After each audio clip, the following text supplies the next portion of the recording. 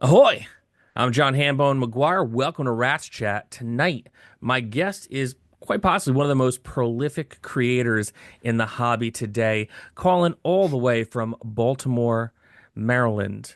Justin Sirois is here to talk to us about Sickest Witch, which is live currently on Kickstarter. How you doing today, buddy? I am awesome. Thank you. Thank you for having me. Dude, it's my absolute pleasure. We talk all the time. And while the launch of Rats Chat was to introduce people who are a part of the Sewer Rats Collective, I mean, you're a hop, skip, and a jump away. You've been one of the most passionate and ardent supporters of a lot of people I know in this hobby since day one. So, right now, before we get into Sickest Witch, why don't you tell the viewers a little bit about who you are and what you're all about? Okay. Yeah. I'm Justin Sirois of Severed Books. Uh, I started Severed back in 2012, when I was writing primarily fiction. And then a few years after that, I think around 2016, I got into tabletop gaming and it like completely just transformed my creative life. I think, I mean, I kind of talk a bit about this quite often, but um, TTRPGs like allowed the adult Justin to have the creative fun that I had been looking for a long time. Um, not that like writing prose wasn't fun. It's just a very different kind of scene and creativity. Um, but yeah, now, I mean, I've been running Severed for like 13 years and have collaborated with some of like my heroes, and that feels great. And I feel like I'm finally getting to use all the skills that I've always wanted to use at the same time, like drawing and graphic design and writing. And I think actually like right now it's finally like feeling really good. It, it it took a while, like I didn't draw for years, and now all of a sudden I'm drawing again. It feels awesome. So that's me. And that's very cool. And, moving back towards the pros comment you made, it's very interesting that you put it that way because now that you are, deeply involved in tabletop RPGs, it's a different kind of prose. And it's a different way of interacting with that prose where I liken it to you have a favorite song that you love to listen to, and then maybe learn how to play that song on the guitar, but now you're actually playing in the band. Like you are actively a part of what is happening, you're fully engaging with it, and you are getting to enjoy it with other people who are really happy to be in the same boat with you. So, with that in mind, talk to me about the experience of taking it from, the stuff that you were initially writing and transferring that to a tabletop RPG setting, whether it be adventure writing or even if you want to dial it into Sickest Witch, which we are definitely going to talk about in depth. I'm glad you asked this question because like I really struggled at first because like I guess my background came from like really esoteric poetry like a long time ago, and then I slowly taught myself how to write fiction. And a lot of the tricks that I knew writing like straight up linear prose was holding back, like o only saying just enough, only revealing just enough to get the reader paying attention and invested, and like tension shifting, and like all this stuff was about constraint. And I didn't really understand how technical you had to be when writing an adventure. It's almost like you're almost writing like a technical document and you're being highly literal. So I really I struggled with that at first because when I wrote Beneath the Inverted Church, a lot of that is very prose-like. And some people really dig it, some people don't. But I've learned over the years to be way more literal in my instructions, obviously, because you're writing an instruction manual in a way. So it didn't really come natural for me because I had been trained so ri not I don't want to say rigidly, but like I just trained myself to write a certain way and just like hold back and hold back and hold back. But it's kind of liberating not to hold back and just kind of spill the damn beans and tell the GM like, hey, like th these are the beats. This is what you got to hit. Like bang, bang, bang. Um, much more like screenwriting, which I had done a tiny bit between writing prose and games. So I guess screenwriting kind of got me like untrained from the prose in a way and more kind of like just highly literal. It makes complete sense. I Yeah. mean, my approach to it was a little bit different because, for me, when I had started writing TTRPGs, I was still working in management at a company where I had to write training documents for people to teach them how to do the job at hand. Yeah. And it's one of those things that I think that a lot of people take for granted because, when you think tabletop RPG, you're thinking, all right, cool art. You're thinking like adventure hooks. You're thinking charts. You're thinking about all the stuff that on the surface is incredibly important to the game itself. However, when you are actually writing it and you're engaging with it that way, you have to remember that just because it exists a certain way in your head, you have to explain that to someone else who then has to explain that to a table of 4 to 5 people. Hmm. So finding that line between, okay, I'm going to write this really cool thing that someone's going to go, oh man, that was very thoughtful and poignant, and being like, okay, but if you do this, this is exactly what's going to happen, and this is what you have to roll to make this happen. Yeah. So when you're marrying that now, because you've definitely you've done board games, you've done straight up adventures, Sick Switch is becoming the to go to system, I would say, for what you're doing right now with Severed Books. Talk to me a little bit about like trying to find a nice through line to translate all of that where it'd be widely understandable for the people picking things up for the first time. With the type of adventures that I enjoy and write, that they're sandboxes, they're playgrounds. They allow a type of exploration that prose, because it's static, never allows. Um, that's what gets me super excited and motivates me to create more stuff because you're creating this like living document and you never know where it's going to go, how it's going to grow, how people are going to interpret it. You can try to control it, but I think the more you try, the less you can. So giving up that control is liberating in a way. And I've found it like more and more fun as I do it, just creating a couple locations and some tensions and some weirdos and just see what the heck happens and you just let it fly. Um and that's a really special thing. Like that doesn't happen in other mediums, in other media. Like I can't think of really anything like it, you know? Yeah, I mean, it's to a degree finding a specific voice that is your own and then translating that across various different types of games. I mentioned before you've done board games, you've Right. done the RPG, building this world with Sickest Witch. One thing that I have to absolutely give you credit for, and I've actually given you credit for this before in other interviews. I've said it to your face in person. I'm going to say it again. You have the most, if not the most, one of the most consistent voices in the hobby today. Like I don't know that I could look at a product that you had a hand in and go up, without being like, that's Justin. Like that Hmm. is, it's such a style, it's such a voice, it's such a vibe that it's hard for people to, especially in the first like several years to kind of come up with that. Yeah. And that kind of magic and that synergy that really is, your fingerprint on everything that you do. Thanks. Where does that come from? Like what kind of inspirations do you draw from to channel that and bring that out into your art? Man, I am a huge Mike Mignola addict, fan, admirer. I feel like I came from a originally like a comic book background, and I really thought in high school that I was going to be a comic artist and a comic writer and creator. And that's when I fell in love with Mike's work. And I think looking back at the 90s, because that's when I was like reading all the early Image stuff and the Chris Claremont X-Men stuff. When you think about the Image creators that broke off from Marvel and DC, um, I include Mike in there, but I think he's one of the maybe only ones that stuck to his guns, honed his style, created a universe that he still owns like 100%, and never sold out, never went back to the big publishers, and he's still doing it, and he's an icon.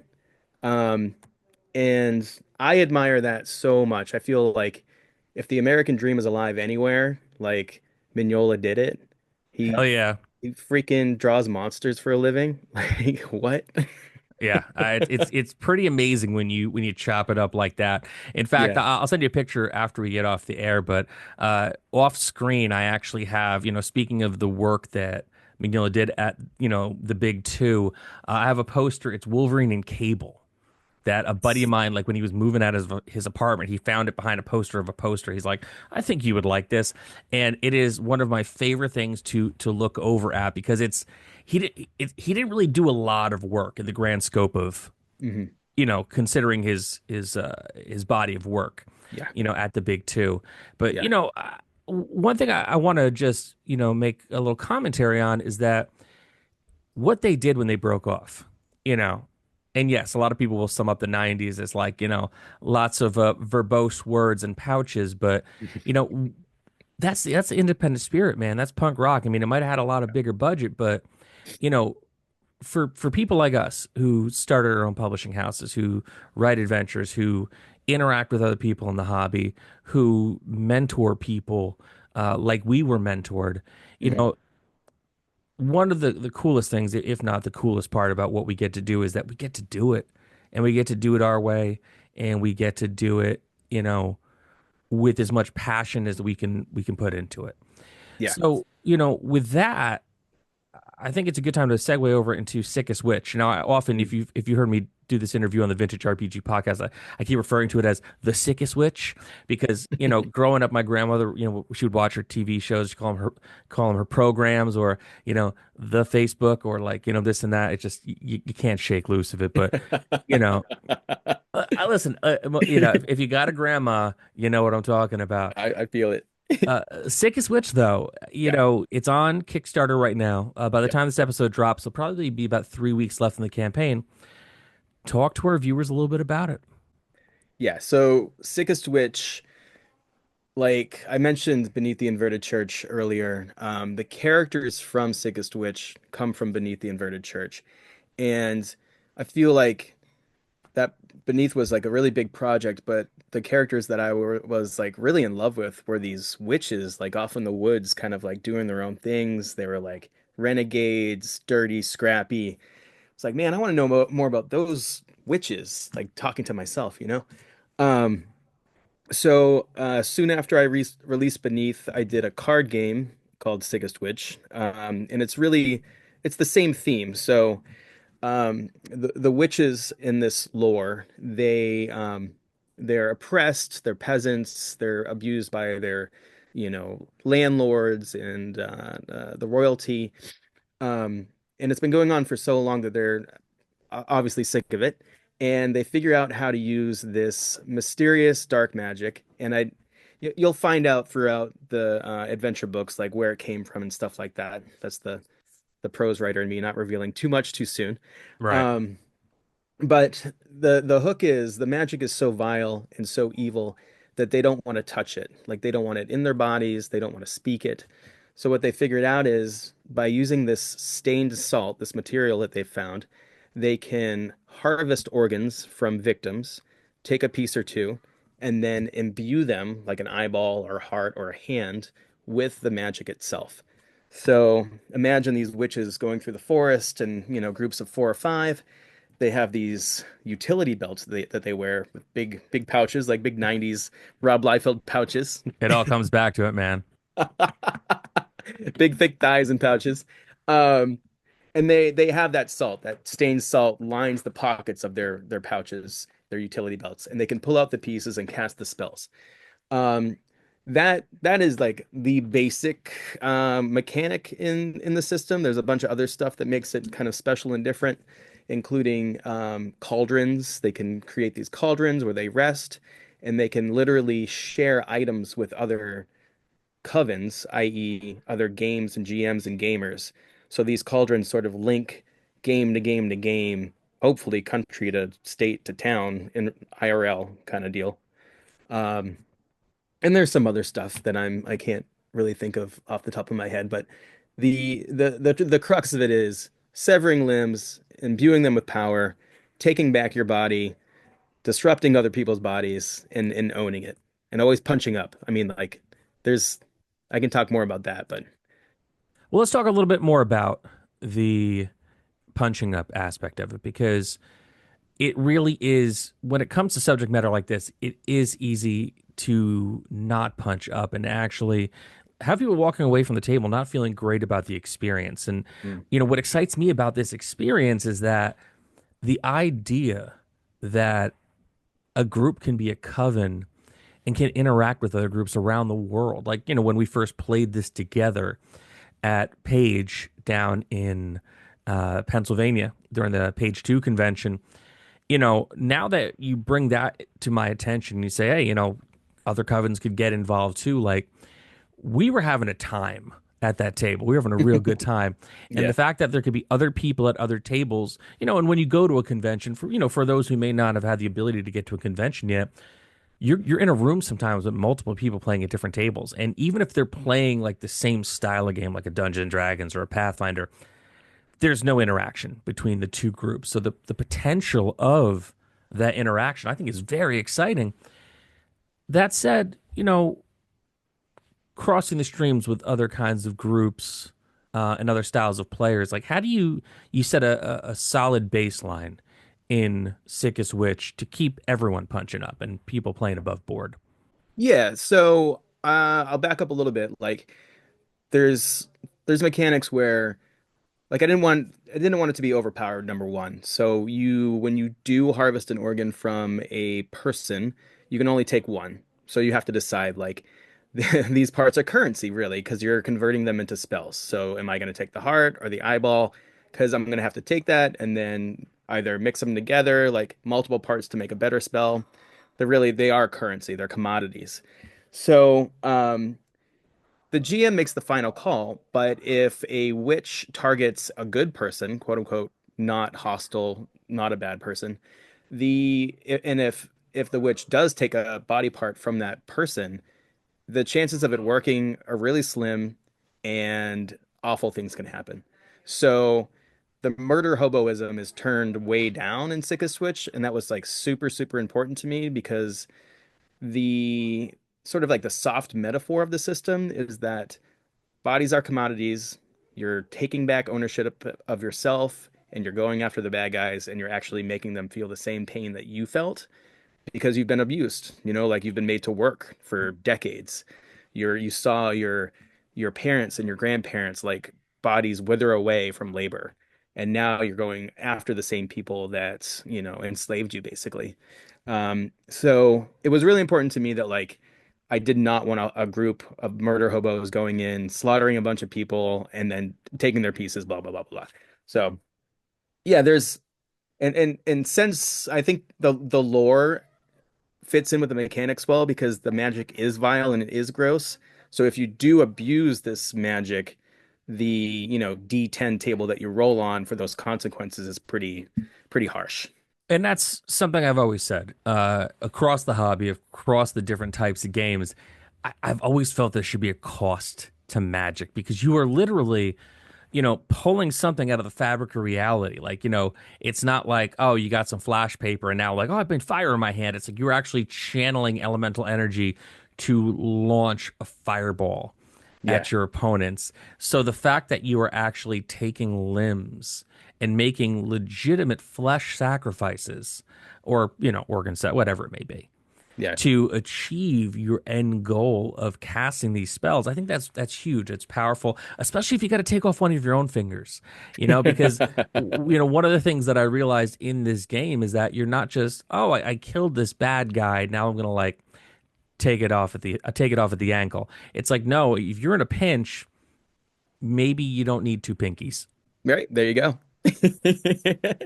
There was also like in the lore, like organ donation became a thing because I was like, oh yeah, like if these bodies are worth this much to these covens, then if a witch were to pass away, either in battle or naturally, it's a religious, not religious thing, but like it's a communal thing, very meaningful for them to pass on an organ that could be very important in a next mission. So, And this system, being that it is so robust in the type of stories you can tell and in the type of adventures and world you're going to get to envelop yourself in, you went with a D20 style system, right?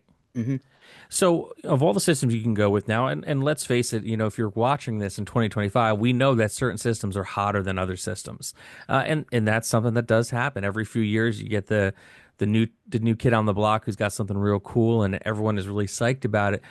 D20 seems fairly timeless though for the type of gameplay that you're able to do in Sick of Switch. So, was that a conscious choice to go with the D20 based system?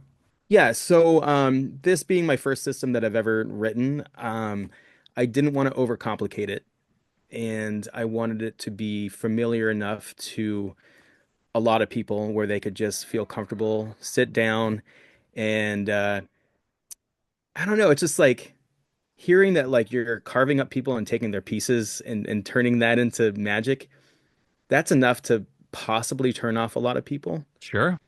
And I felt like I couldn't take too many chances. Um, at one point I was like, man, like I really like I always have fun with dice, but it's not my preferred way to solve game problems. Right.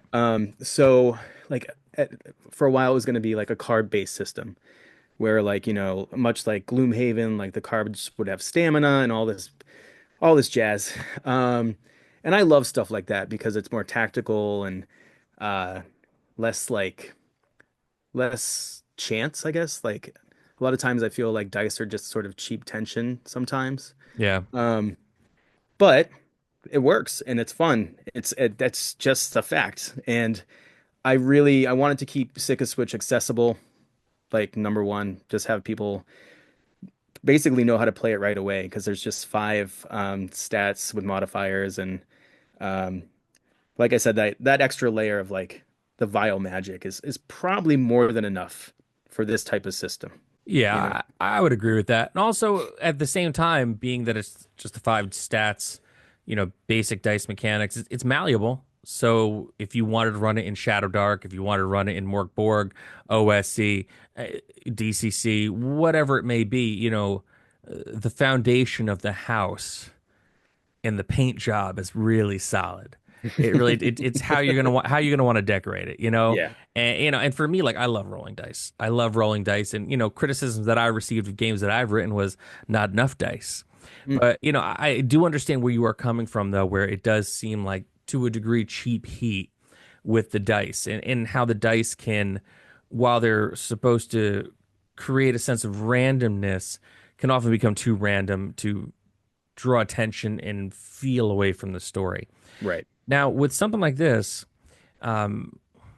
you have really a lot of choices to make. We talked about the harvesting of organs. We talked about punching up. We talked about not I wouldn't say getting revenge as much as I'd say getting justice against the people who've oppressed you. Mhm. Right. Now, talk to me a little bit about story. Is there an overarching story in Sick of Switch? Is there not so much a beginning, middle, and end, but like you've created a world here. Mhm. What's this world like? Yeah, there's a loose story. So there was, and this is in the core rule book. There's an elder witch about 4 generations back that did discover the stained salt mine, and anyone familiar with Beneath would know exactly what that means. So um, I'm kind of like I'm trying to figure out exactly how to weave Beneath back into the Sickest Witch world that's expanding. It won't be that difficult. I just don't know how much I want to change Beneath, or if I Right. want to change it. So it's funny because like that book has a life of its own. Um, so I need to make a decision at some point if I'm going to rewrite it, probably condense it for Sickest Witch itself. Or you could treat it like an unreliable narrator.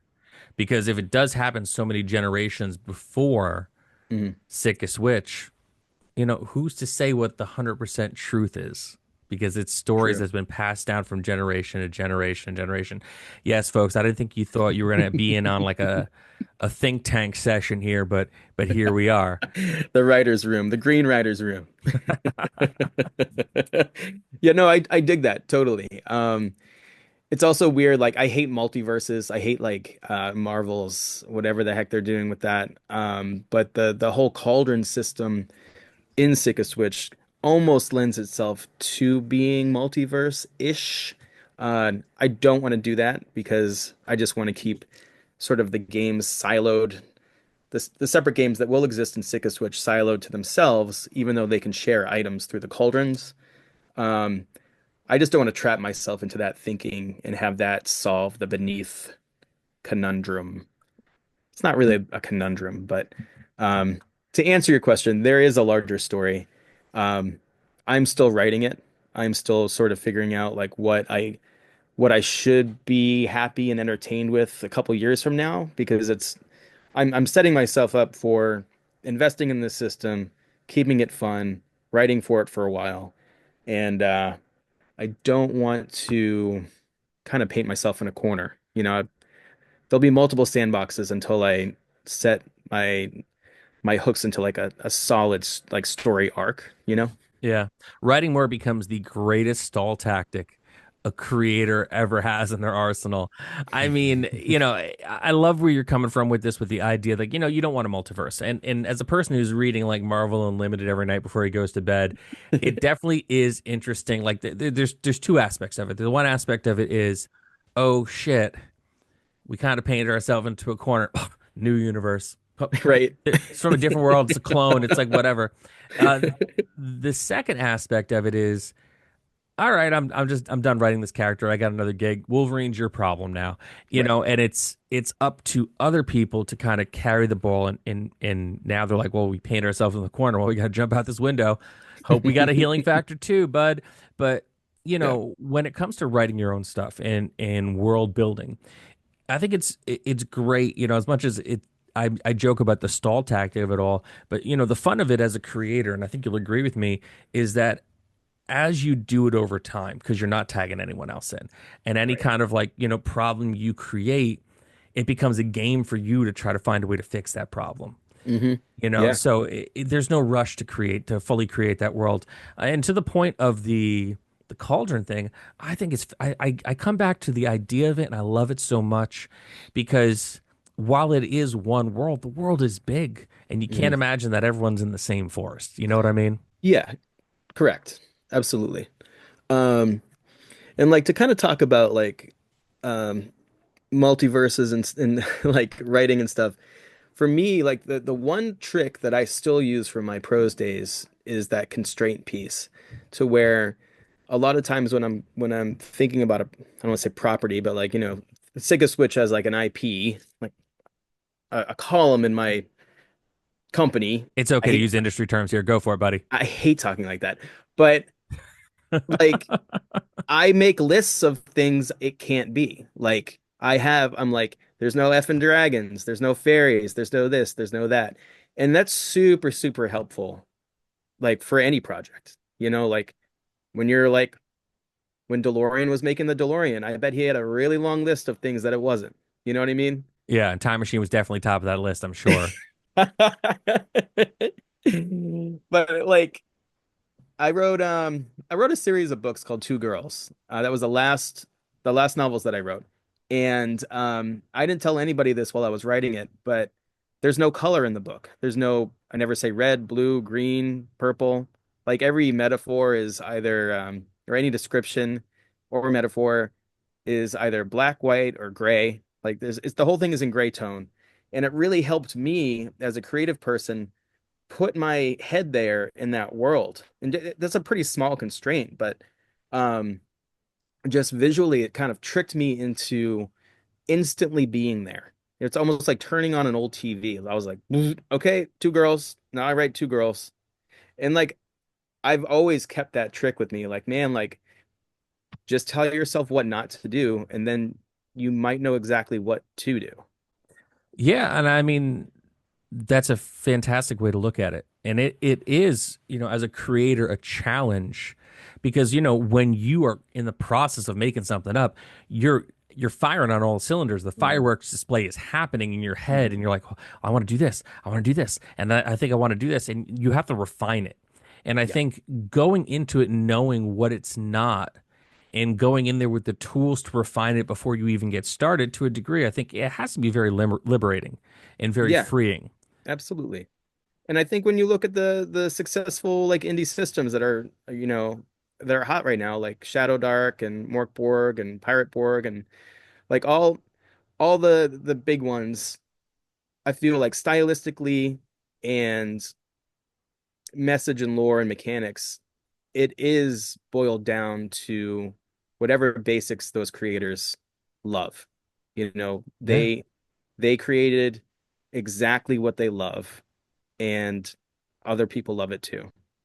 I think there's a great lesson there as well. Like if you have great taste, good even just good taste, and you're a creator, just do exactly what you would buy. Make what you would buy. I think that's a great way of looking at it. It's the same Yes. thing, for me growing up playing punk rock and then playing other types of music because I loved everything Yeah. genuinely. And it's not like the cop out answer you get when you go on a date. It's like, what kind of music? You're like, oh, I listen to everything. No, like genuinely, I grew up on oldies radio and classic rock. And then, when punk rock happened, it was the same kind of feeling in my heart that I got years later when I first played Dungeons and Dragons. Yeah. So, talking about writing the things that you love, and the things that really kind of make you excited about, games. One of the questions I always ask people on this show is, what was your best toy year? Because, growing up, every kid plays. And Oh whether yeah. it's like physical action figures that you're getting off the pegs at the local Kmart or, something that you found in the yard even where you're like, this is the greatest thing I've ever held in my hands. I'm going to build my entire world and personality around this. Like, you know, what was that year as a kid that Oh that man. sparked your imagination and kind of set you on a path? Because here you are doing the thing. That is a great question. Damn. My And initially impulsively I want to say turtles, but I'm gonna go further back because I remember like battle beasts, those little guys with the holographic oh elements yeah. on their chest. Oh yeah. I remember I don't know how old I was when they came out, like 7 or 8, but the variety of the weird little animal guys, and they came with one cool weapon, and usually it was a like unusual cool like scythe or warhammer. Um, Whoever the heck was designing those things put a lot of time and care into what they did. And I just remember coveting those things, drawing them, setting them up, drawing them again, just like wanting to be them, pretending to be them. Yeah. Battle beasts, man. So would you say that that was the start of your love of art, when you started drawing the battle beast? Because, one of the other things that maybe the people watching this aren't aware of yet is that besides writing the system, you are just so deeply involved in the art of everything that you do. Hmm. Like, you're drawing, you're painting, you are when I talked about how, you are so uh aesthetically you and everything that you create, a lot of that does come from the fact that you do the art. So is that something Yeah. that you got you started with those battle beasts and that was kind of here's how the path Oof. begins? Trying to really think because I got into comics a little later in my like early teens, but I was always drawing and doodling. I wasn't really serious about drawing with the Battle Beasts, but when Turtles came out, that was a shift. And I didn't really, I mean, I was just buying the toys, right? Like I didn't really understand that there were comics at the time. Even though I mean, I grew up in Derry, New Hampshire. Those guys were 30 miles east or something of me. That Crazy. Mirage, like that blows my mind now. And I had no idea. But I do remember, you know, like getting the figures off the cards and saving the cards in my little chest. I do remember taking those out and drawing off those a lot. And then yeah, then finally getting the trade paperbacks, the graphic novels, and just like copying those a lot, man. Like I gotta hand it to like Eastman and Laird, like talking about Mignola and the American Dream, like Turtles. It's year 41, like Yeah. literally like I think this month. Um, the staying power of that weird ass idea. They were probably like drunk or stoned, drawing on a pizza box, and then And here we boom, are. boom. That's And inc it's incredible. incredible, right? God, it gives me shivers. I Yeah. got I got goosebumps. I'm glad we were able to get there tonight. No one who comes on and does an interview with me expects me to give him the full Larry King treatment, by the way. So it's all good. But Man. real quick, one of the things that maybe and I never like to presume what people know, right? Yeah. Because when we talk about the original Teenage Mutant Ninja Turtles comics, they're very different than Heroes in a Half Shell Turtle Power, which I'm sure Oh yeah. which was your first introduction to Teenage Mutant Ninja Turtles. Yeah. Was it a major culture shock for you when you finally got one of those Eastman Laird Teenage Mutant Ninja Turtle books? Well, yes and no, because after I think my some of my very first comic experiences were with Heavy Metal magazine. Okay, all right. Yeah. So like I would go to the mall in Manchester, New Hampshire, uh, go to Walden Books, buy a copy of Heavy Metal, sneak it home in my denim jacket, and just pour over like, Druna. I mean, Druna is like some of the most erotic, fucked up shit. Yeah, buddy. It's bad. That Italian artist is amazing. It's beautiful art, but gosh, I mean, my 13-year-old brain was just like, ugh. But yeah, like Mobius and all the French cartoonists and stuff. I had seen all that and then found out about, the Turtles books. But dude, that cover, it's the second printing of Raph and Casey, and they're on the rooftop, and Raph is holding like two Mac 10s, and Yeah, Casey's got like a 20 caliber BAR. I don't even know what it is. And like that cover, that stuck with me when I saw it. I was like, oh shoot, like they're like that. yeah, Yeah, they're yeah, taking back the town. yeah. Huh. It's not slices they're slinging. No. It's bullets. Yeah. But I mean, good on those guys. Good on like uh Laird and Kevin Easton, man. Like they just like I said before, like they just literally did what in my mind what I think they loved and that they wanted to buy, what they wanted to see on the shelf. They made a comic that was even oversized, and a weird size, and of course black and white because that's all that they could afford.